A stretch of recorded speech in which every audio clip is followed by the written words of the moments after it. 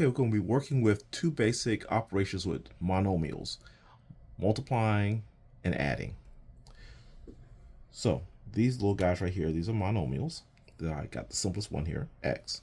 And let's start with how to add them.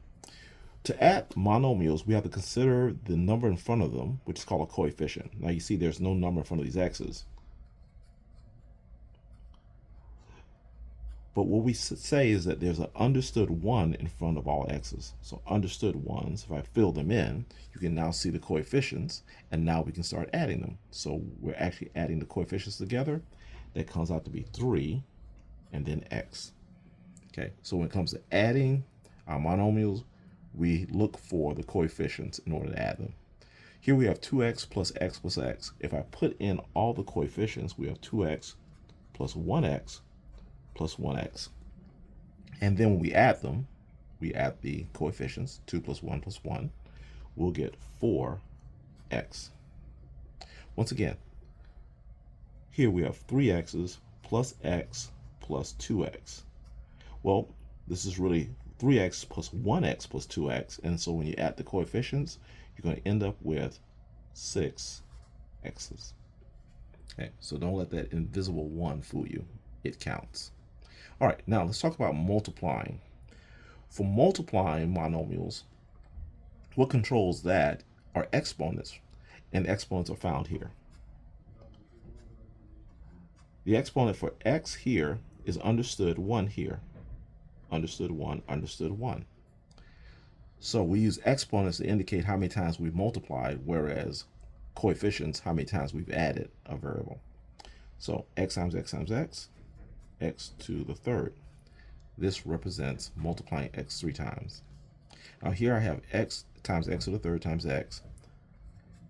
If I put in the understood 1s, you can see now how many x's we have. Now this x to the third power is actually a total of 3 x's. Here, this is really x times x times x all to the first power.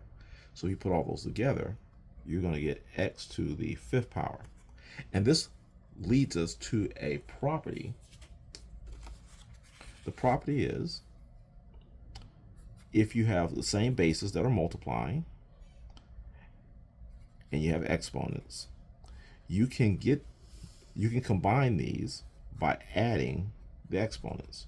So x's that are multiplying can be combined if you add the exponents. So what I did here, I added the 1, the 1, the 1, that became 3. Here I added the understood 1 here, the 3, and the next understood 1 here, that becomes 5. So a few more rules. We're multiplying here, and with multiplication you can commute terms. So that means we can change places. So I can move the 5 and the 3 together. So 5 times 3 here, and then I can commute the x's together. X times x to the 2nd power. Okay, and I'll put an understood 1 here. 5 times 3, that multiplies to 15. And these x's, using this rule here, when you same basis, add exponents, becomes x to the 3rd. Once again, I'm going to commute these just to show you what I'm multiplying. The 5 can be commuted next to the 3.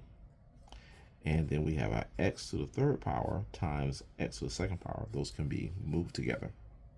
Okay, 5 times 3, that's your 15.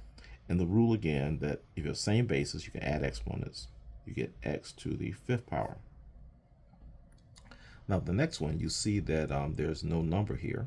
I can put understood 1 there. And now I can commute the -4 and the -1 together.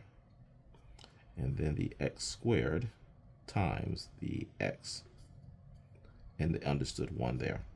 So what I get is -4 times -1, that becomes 4, positive 4. And x squared times x multiplies and becomes x to the 3rd power. Once again, there's no coefficient here, but we'll put an understood 1 there. And so now we can bring the 5 and the -1 over together, and then multiply the x times the x squared, and assuming that this is an understood 1.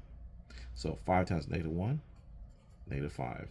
X to the first times x to the second, x to the third.